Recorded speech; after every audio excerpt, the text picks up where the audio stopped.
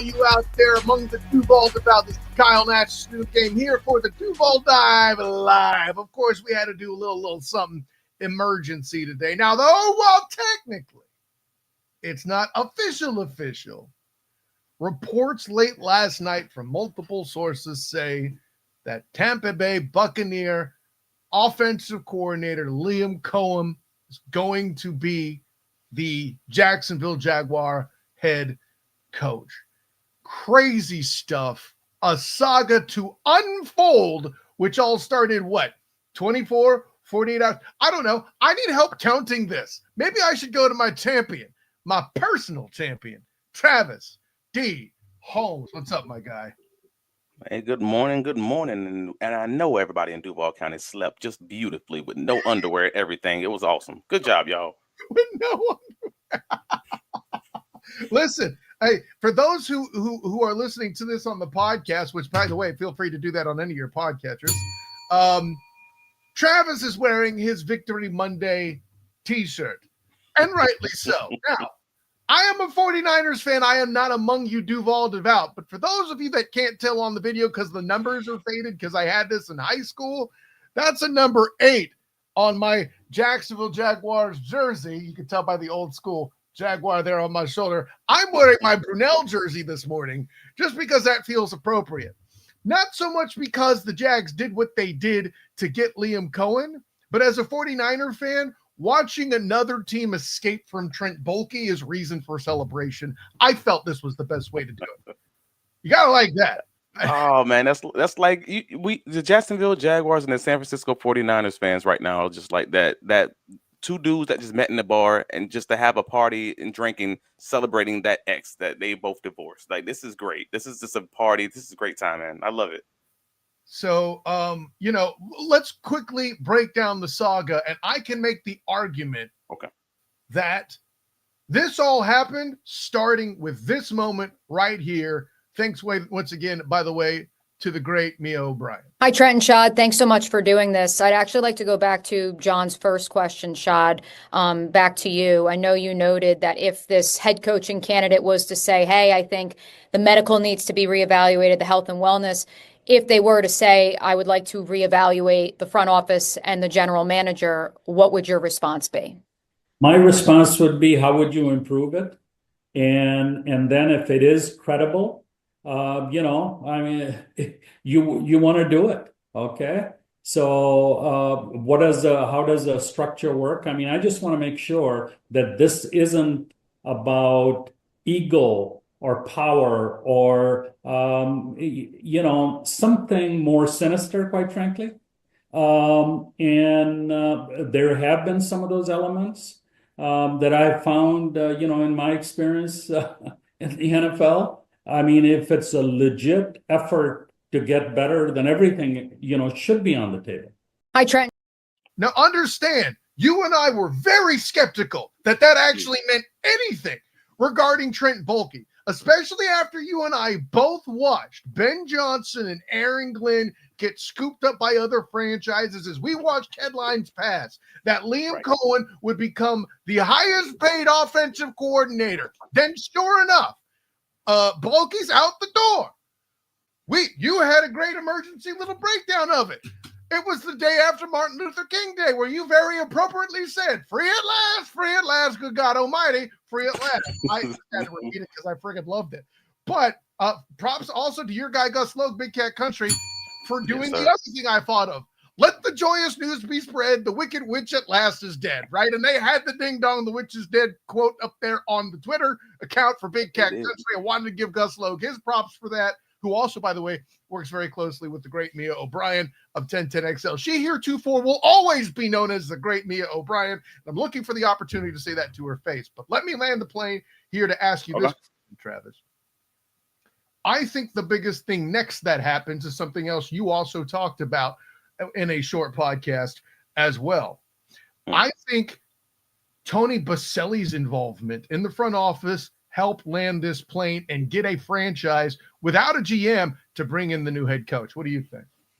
I think you're absolutely right. And Ethan Raw, the Jacksonville Jaguars interim general manager, reportedly had, some thing to do with this process also, as far as getting Liam Coen back to the table. So I don't want to just disregard that also. But yeah, Tony being in that room helped tremendously. And actually, Mia said something similar on, I believe it was yesterday's Duval Rundown with Gus Lowe, that, hey, Shad needed more people in his circle who are able to kind of have those back channel discussions, whether it's with agents, whether it's with players, whether just kind of get a feel of what's going on the ground. So having Tony Baselli in that room and having someone like Ethan, who was not necessarily negatively looked at around the league, whereas Trent Baalke did have those negative, associations, negative connotations associated with his name, that's absolutely helpful for having those back channel conversations when you can't either interview with the guy or a guy's refusing to kind of talk to you. You can kind of go that route. So people, for the first few hours, for any of you who don't know, Tony Baselli, per Jonathan Jones of NFL on CBS, reported that Tony Baselli was going to be part of Shad Khan's hiring group moving forward. Right. And many fans in Jacksonville, for the first 2 to 3 hours after that report dropped, were negative, had negative reactions to that. Basically, seemingly primarily because of some of the comments that Tony had been making recently on his different radio stops and Jaguar videos and things of that nature. Just keeping it 100. And that is clearer now than ever before as to why he was saying like that. Don't act like he didn't know a possibility like this was on the table. He can't go out there and crap on the kingdom and then expect to be on the right hand of the throne. You know what I'm saying? Fair, right. But I also don't know how to feel about it, because my hope and my prayer in this situation is that Tony Baselli, who is a known ball knower, if nothing else, Tony Baselli, Hall of Fame offensive tackle, Jacksonville Jaguars great, in the Pride. Quick, add one thing: the only Jacksonville Jaguar Hall of Famer. Can't be overstated. Facts. That's fair. Right.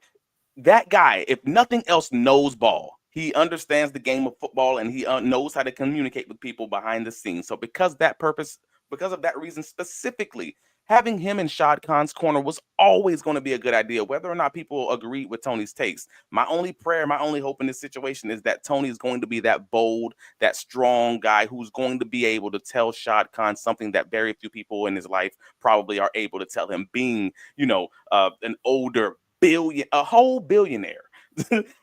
I hope he is able and willing to tell that man the hard truths that matter. And from the actions that we've seen over this past 24 hours, I have to believe that is exactly what's happening. Yeah, well, there's let's get into a few of the comments here too before we talk about the actual hiring itself and the impact here. Checking out Kyle's corner.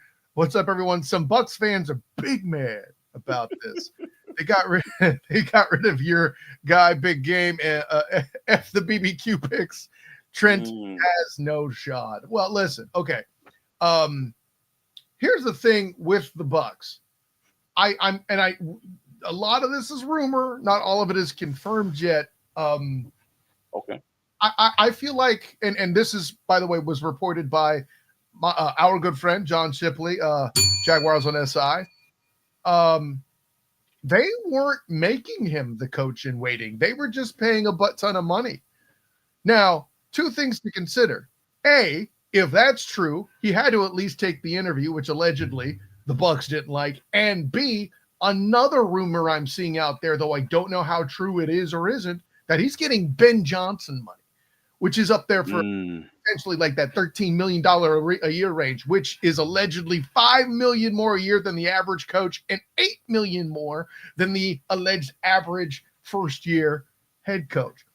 If true, they made him an offer he couldn't refuse, Travis Holmes. He had to take him. Right?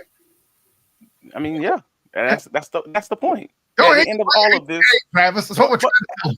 But at the end of all of this, man, Buccaneers fans they're mad, rightfully so. I'm big mad, but I would be mad if it happened to my team also. But at the same time, Buccaneers, were you guys ethical? Were you guys fair? Were you guys, I guess, did you guys do well or do good by Tony Dungy? Are we gonna talk about that? Like, come on, man. Let's keep it a buck. You bring it Like, up. Right, every NFL team is gonna have these situations where it's good when the organization does it, but it's bad when the guy does what's good for him. Hey, man, keep it 100. At the end of the day, you're mad. Yeah, you're mad because it happened to your team, and I understand it. Just like, hey, this Jacksonville Jaguars finally get just a glimmer or a taste of what it feels like to be the old day Patriots or the current day Chiefs. Like, this is what it feels like. Dang, a call finally went our way. I'm not going to go quite that far, but I see the spirit of your comment. Let's look through a few more. There's one more I want to get out here to let's see. King David comments, not enough credit being given to the great Mia O'Brien with 1010XL. That's exactly where I gotta find out what her middle name is. Yes. Listen. There's a reason I call her the great Mia O'Brien with every constancy now.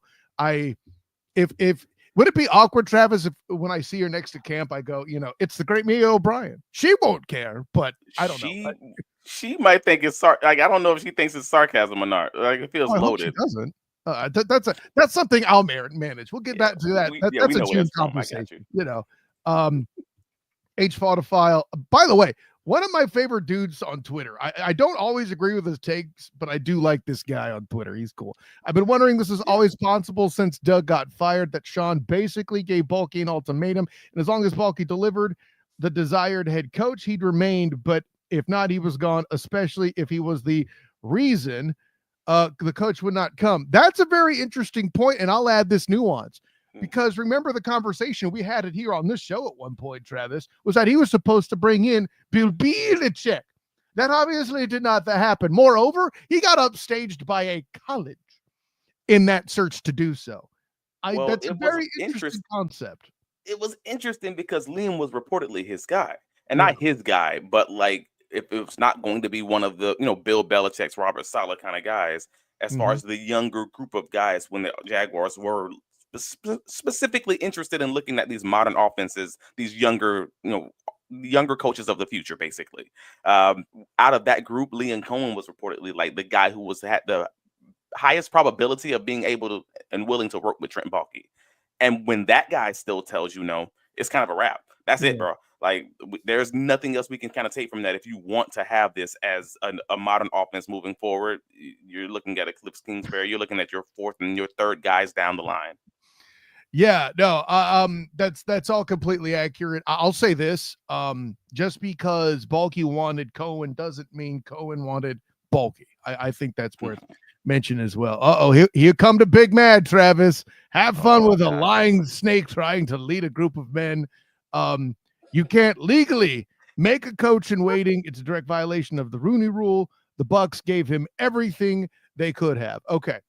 First of all, you're technically correct, fucking. I get it. By the way, Jason Garrett was a thing. Look it up. A, B. Yes, you can make a coach in waiting technically, so long as you satisfy the Rooney Rule and get your interviews in first. So that, sir, is just you being big mad. But thank you for playing. We're glad you came here to the Duval Dive. And if you have more comments or want to tell me how dumb you think I am, also an opportunity. This is a free-flowing space. And he calls him a snake in waiting, like Bill Belichick and Bill Parcells and a few other coaches haven't walked away from jobs after accepting them. This is not a new thing from taking the bag when you have an offer that is just we watched the Colts do what they did with Josh McDaniel more recent than those cats, bro. Right. Josh McDaniel, because the S is for sucks. But most fans only pay attention to their team. Like, and even if they are aware of those other situations, they don't impact them. They big mad because they in their feelings. And I understand it is what it is, bro. I don't know what to tell you. Yeah, I hear that. Kyle's Corner jumps back in. I am a Falcons fan, so I'm enjoying it. What can I say? Except you're welcome, I guess. I was a big Warrick Dunn fan. Real easy to do. Warrick Dunn is awesome. And I moved to Atlanta when he went to the Falcons, switched allegiances. Sure, man. Hey, listen, whether you move and Warrick Dunn went when you went. Yeah, man, I get it. We'll get to staff hire names later. I think Travis will be more educated on that than I will. Thank you, Angelo. Love that Travis is wearing Victory Monday. And yeah. Every day is Victory Monday when you have a clean sweep.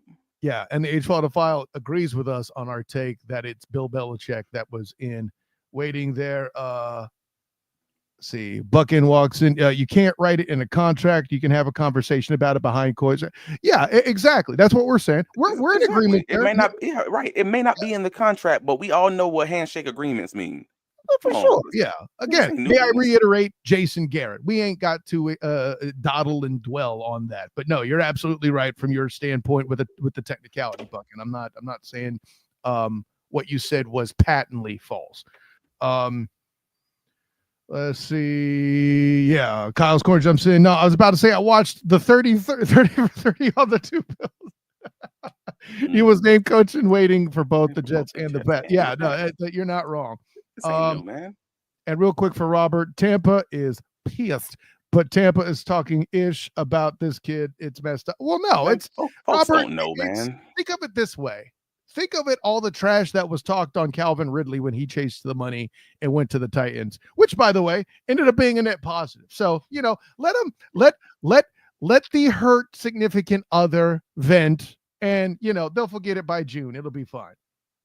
Yeah, but when in reality, what they're talking about is that they're claiming, because some reporters came up with incorrect information early on and saying that he wasn't answering the phone, that he hadn't talked to Tampa Bay and all these other things. And then they later realized when the other reports come out that no, he did have a conversation with them. He did express interest to them, but Tampa Bay was trying to have more conversations later, essentially trying to keep him in the fold. And he was like, no, I told you I'm interested. I'm going to interview. And in between that time frame, he wasn't responding again because he was actually at the hospital. That's with the his part child we need who has to an address, autoimmune. Yeah, it's being reported that he said his kid was sick. According to a tweet from his wife that I've seen, no, that was real. According to his wife, that the kid has an autoimmune disease. So anybody out there that's worried about how he did it or any of that may need to address that you just don't have all the details. And that's okay. I'm not. Which is just social media these days, man. That's all it was. It's they already reported that he told the Bucs at 5:00, like that he was interested as far as that piece is concerned, that he told Bowles specifically at 5 p.m. that he was interested. Okay. That is before the interview took place. What are we talking about?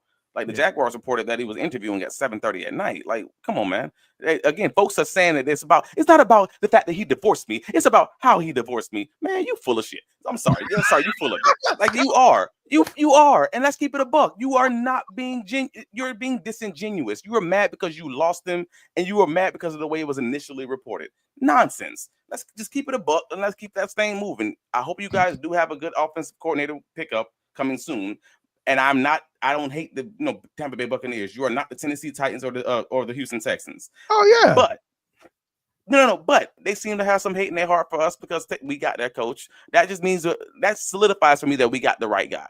If they would have been happy about him being gone, then I might feel some kind of way. But the fact that they are this PO'd, oh yeah, we got the right guy. Good job, Shad. You dropped the bag. Way to go, bro.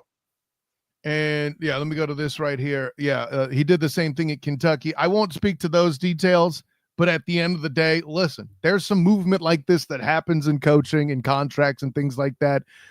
For me, I'll put it this way.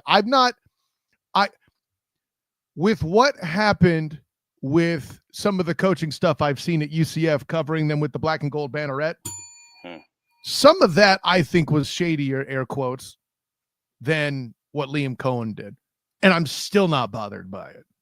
I'll leave it at that. Yeah. Social media is the devil. There you go, Kyle. I'll get back to the comments in a minute. Travis, I know you have limited time with us here today, so I want to get a few things with you here too. First of all, now that Liam Coen's in the building, here's what my actual concerns are. Okay. Liam Coen came into a situation in Tampa when the offensive line was finally healthy and was amazing. I referred to them often as Tristan Wirtz and company, but they have pretty good O-line in general. So, that's a good starting point.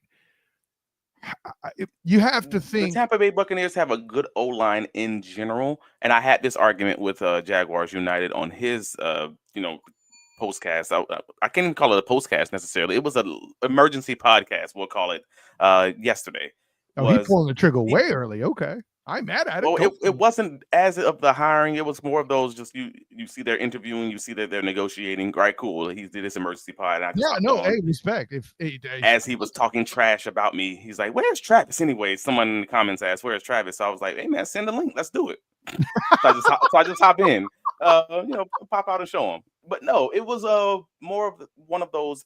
People kept talking trash about the fact that the Detroit Lions had this great offensive line, and when I would say, "Hey, Liam Coen did more with less," and they would always say, "Well, then the Tampa Bay Buccaneers O line is really good too," and I'm like, that is a different conversation because the Tampa Bay Buccaneers interior O line was not great, and we did a film review on Jaguars United, like looking at it, I'm showing you. Folks thought it was good because of his scheme and because of the way he used those guys, but you can see on every single run play where you have two guys being pushed back and they're just finding that right hole. Bucky Irving's just finding the hole, and that was kind of my proof of that, a proof of concept of that at least. It doesn't have to be perfect; it just has to be good enough. Because Graham Barton was not good as far as his run blocking this past season, but yet this Tampa Bay Buccaneers team ended up being fourth in rushing. Like, so he can. I like that Liam can find a way to get it done with an imperfect O line because that's what I'm looking forward to for the Jacksonville Jaguars, who are going to have to likely replace Scherf at right guard, and more likely than not, may have to do something at center. We'll see what that looks like. There's a decision to be made at center, is how we say it. By the way, look at you completely dunking on my concerns with actual positivity. What world are we living in, Travis Holmes? Hey man, this is something I've been arguing for a few weeks now, so I'm happy to actually have some support behind it. No, well, it's not just the support; it's the uplift. Now, granted, everybody is optimistic this time of year when a change is made. I'm sure the Bears think they're going to the Super Bowl themselves, right? But I gotta give shout to Lou. Good to see you, man. Our Titan fan infiltrating the Duval Dive once more. It's good to see you, brother. Well, let me go to this too. So, where does the staff search go? Because I know everybody was pounding the table for Robert Saleh at DC. It looks less and less every day that's not happening because the Jags appear to be courting him hard. Now, as a Niners fan, I don't think that's going to actually make anything better without some draft picks, but that's a separate question. So I thought Saleh was going to the 49ers. Am I mistaken there? Is that official? I don't know. I don't pay as close attention to the 49ers that I do Jacksonville. I haven't seen official at this point. The last I saw, thanks to my friend Rob Stats Guerrera on Twitter there, of the Gold Standard. I got you. The last I saw, it wasn't official yet. I don't know if he's like Liam Coen close, but it's close. Okay. Yes. I can't tell you that anybody thinking that what's the guy's name? Spynet, Spyville, Spytech. Spytech. It's the reason why I just refuse to believe that that's actually the guy's name. But okay, cool. Spytech has put ink to paper, so for him as a GM candidate, is off the table with the Raiders. So. Which I'm fine with. Again, I mean, Spytech was one of my top 3 guys, but it was Ian Cunningham and Ray Agnew as the other 2. And I've already had those reports since November that, we know Ray Agnew already has a working relationship with Coen from his time with the Rams, but also that they would at least be open to working with Ian Cunningham, even though they don't have a direct working relationship. They have a lot of associates in common. So that's just kind of one of those things. Again, I've known that for a few months now. So I'm fine with either of those guys if that's who Jacksonville ends up landing. And there are other good GM candidates out there who may not have a working relationship, but also may be willing on that list for Liam Coen to kind of help the Jaguars choose. So I'm fine with that. I'm fine with there's a lot of guys, man. And Greenberg, to HF's point, Mike Greenberg is from Tampa. This the most recent comment. What about the Greenberg guy from Tampa, Mike Greenberg? He is more of a contract now guy. I got a hunt. I hate that. I'm sorry. He's more of a contract guy. Yeah, he's it's not to say he can't do scouting as far as that piece is concerned, but he is literally known around in the NFL circles as the numbers guru. He's the contract guru. Well, hold on. So full stop there. You got Tebow in the front office alongside of him. Maybe the Wonder Twin powers unite, and now you have all I'm saying is, for what it's worth, and I heard it this morning on local radio, no disrespect to Kelly Velez. I love what he does on the open mic show with Mike Bianchi. That's fine. But him saying it's a dark shadow over the organization and it was just done. Okay, first of all, you're looking at it from a incredibly short lens. Travis, please confirm or deny as a member of the Duval Devout proper. Okay. Yes, this could have been done sooner. Yes, it took losing 2.5. I'll say 2.5 because Coen was out the door for a minute. Okay. It took losing. No, excuse me. I'm going to include Byron Leftwich. It took losing 3.5 coaching candidates. Okay. Yeah, that's right. I'm including Byron. What about it? 3.5 coaching candidates before you got it. But now the healing can begin, and it looks like it's happening in spades, right? Fair. Yeah. I'll give you that. Like, the process to get here was messy. The process to get here did not feel good, and we did not enjoy it. But we got here, and hey, it's positive. At the end of the day, you can't really change what happened in the past. You can only change what's happening moving forward. So I want to give them a benefit of a doubt that they honestly just have not earned in 13 years of this Jacksonville Jaguars organization. Nevertheless, I'm willing to give them the benefit of the doubt, seeing that there are at least true football minds who I don't believe necessarily have an agenda. And I'm just hopeful that they'll be able to, again, deliver those hard truths to Trent Baalke, seeing how this is going for the Jacksonville Jaguars. Shad Khan, sir. That name you will not whisper anymore for a pair of franchises. If I have anything to say about it on this show. Speaking of other franchises, Audiophile corrects me here very wisely. There was an announcement for Solid to the 49ers, which is cool. Listen, again, not anti that. I just don't think he fixes the problem. But again, this isn't a 49er podcast. So Patrick Graham is there's still that opportunity for Patrick Graham, and I've been a big salesperson for him at DC. So I'm here for it. So yeah, man, if you got the jump, go ahead, do the thing. I wanted to get your opinion of Graham. We'll talk about him more on the next Duval Dive, I'm sure. Who knows? He may be in the building by the next time we go live. But Travis D. Holmes, thank you for jumping aboard and doing the thing today. I'll hang out here with you commenters for a minute and get so you guys can get your licks in too, man. But let the world know where you can be found, my guy. Travis D. Holmes on all the socials, big Blue Sky, Twitter, X, whatever you call it, Facebook, all of them. But most importantly, bigcatcountry.com. Save it as your favorites. And if you're listening to our voice, please head over to YouTube, like and subscribe. Head over to Apple Pods or Spotify or whatever podcatcher you use and rate and review us. Help us out. It's a small thing. It's free, and it helps us tremendously. But again, we appreciate you guys. Kyle's going to take it the rest of the way. I got to bounce. We'll talk to you guys later. Be cool, champion. All right. So yeah, thanks for jumping in, Travis. Let me get to some of these comments here because y'all having some things I have to point out, and it was just fun. First of all, I get the Kevin Nash thing all the time, Lou. So yeah, NWO for life, right? King David, what if the Jags and the Bears meet in the next Super Bowl with their respective coaches? That would be okay.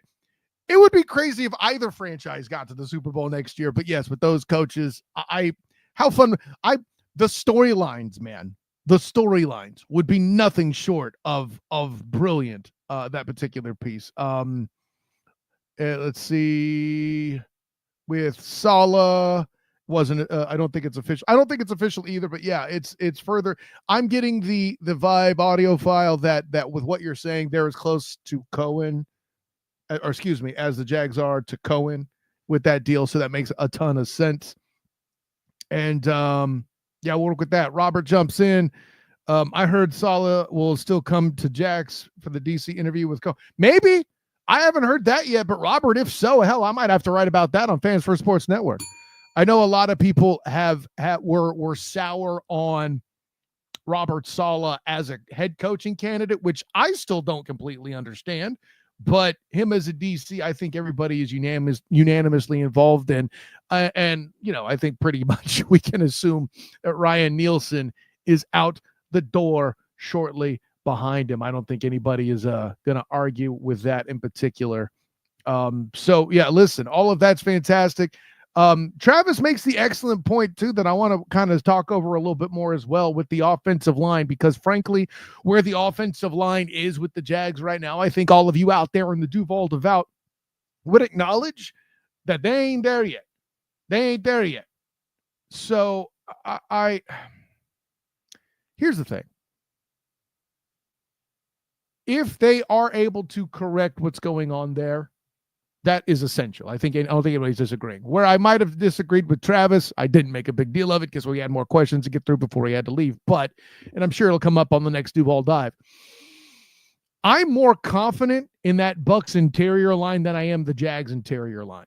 I still think it'll be a point of concentration and focus with Coen and his new offensive group. At least I'm hopeful it is. But with me, that has to be not only addressed, but I think also, again, there's something important about Tony Pacelli being involved in this process at a higher level. I don't know what the official position is yet. It'll be interesting to see what the title is as it's named. But having the only Jags Hall of Famer in the room gives the front office ball knowledge, and to have it from the perspective of an offensive lineman in this point in Jacksonville Jaguar history, I think is incredibly important. So thanks, Lou. I appreciate you, man. Robert, let me answer your question here. I think Saleh also makes, I think Coen also makes Saleh assistant head coach DC, and some money go to it. It's an undone deal. Yeah, it could end up being a bidding war between them and San Francisco. It's all about really Saleh's point of view at that point. And there's something to be said going where you're familiar, going where you're appreciated. From Saleh's perspective, he came up through the Niner organization. He was the defensive coordinator there when he took the Jets job, which, contrary to popular belief, I don't think he did that bad a job, right? He got 7 wins as a defensive coach, I might add, with Mike White and Zach Wilson at quarterback. Please tell me who can you? I can't do that. I know a lot of NFL coaches that can't do that. Why? What's the? I don't. If somebody can explain the Robert Saleh hate to me, I don't know. And yeah, you're right, Robert. I did forget, like, it's like 10 years ago, but I pushed the wrong button. He did work here too. That's absolutely great. But yeah, This is what makes it interesting, right?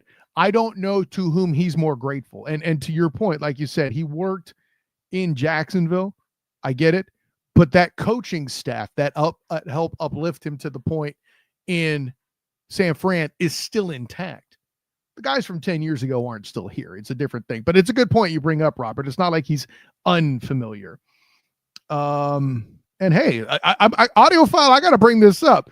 Agree with you on Saleh at Jets, considering the organization in handcuffs he was working with there. Thank you. Like, all I see is, oh, well, it's record. And somebody thinks research, by the way, is photoshopping sportsreference.com and circling a win-loss record. Dude, it's a team sport, though. And I get it. You should saddle up the head coach with more of the blame and all of that because he is the head coach. That's the job. I get it. But Woody Johnson, I'm not saying it's Jerry Jones, but it's questionable, okay? And then, we don't have to talk about Aaron Charles Rodgers and then him going down to the point where you're forced to play Tim Boyle. Look up his numbers at UConn. There's no good reason for that man to have ever been drafted. It makes no sense. And I think audiophile, I think this comment's going to kind of round out what the next question really is. It's less about, the defensive coordinator is going to be a big deal. If Saleh's still on the table, I'll sit back and wait and see if the Jags make a move. I'm not confident, but hey, we all thought Liam Coen was gone too. Am I right? So we'll start there. But if Coen fixes the Jags and the D flips with the talent, Saleh will get another shot at head coach. I absolutely agree with that. Audiophile, you say here, though, this question, I think his offensive coordinator will be a critical factor as well. If Saleh was a head coach, it would be the factor. And the point I was going to make, if Liam Coen didn't get hired, was if you bring in Robert Saleh, a point against him would be that all the other big OC candidates out there are taking head coaching jobs. So you're probably going to have to farm and fish through college, which, where do you do that exactly? I know that the Bengals went and got Notre Dame's guy as a defensive coordinator, but, and that's where it starts getting sketchy. I get it. At some point, you got to give some guy a shot, At one point, Kyle Shanahan was just an offensive coordinator in the league somewhere, right? Doug Peterson at one point was a quarterback that played for Steve Mariucci. There's a process to this, But yeah, I think there's a lot of good points to be made. Obviously, the staff that he hires is the next point that we'll be watching closely. Certainly the GM as well. So make sure you stay involved with the Duval Dive as all those things break out. Of course, I'm definitely going to have an article about this in addition to all the ones I've written on Fans First Sports Network. And then also my work covering the Orlando Magic. Somehow or another, the Jacksonville Jaguars just came more optimistic a coverage than the Orlando Magic, especially after what happened here at the Kia Center against the Portland Trail Blazers. Good gracious. And of course, my work with the Black and Gold Banneret, blackandgoldbanneret.com, as well as the Night Shift podcast there. I also do the Stu the Game podcast, where I cover all things sport. So make sure you check that out. And before I go, let me check out Kyle's going to J-Trav going to take the Jets to the playoffs. Bookmark it. I Jets to the playoffs. It's not that I question your optimism. Jets to the playoffs is a thing that just I never got on board with the past few years, even with Aaron Charles Rodgers. So, big day for the Jags today. Obviously, this could be the playoff push. Could have all started with a question coming from the great Mia O'Brien. How about that? So, for Travis C. Holmes, for you commenters today, good gracious, y'all came out big. We got dudes from the Bucks fan base, the Titans fan base, in addition to the Duval Devout turning out up in this beast. What a great time for everybody around. But listen, everyone, thank you. There'll be another one soon. Our normal day to go is Wednesdays at 7:30 p.m. and that's immediately followed by the Student Game podcast, which you can also find through all my socials at Instagram, Facebook. Let me do this right. At the SOTG, Instagram, Blue Sky, Threads, Twitter, and of course, the Student of the Game on Facebook. Find me any of those places. That's where you'll find the Student of the Game. So, guys, an excellent time. Thank you very much, and we'll get you on the flip for the next episode. But until then, class dismissed.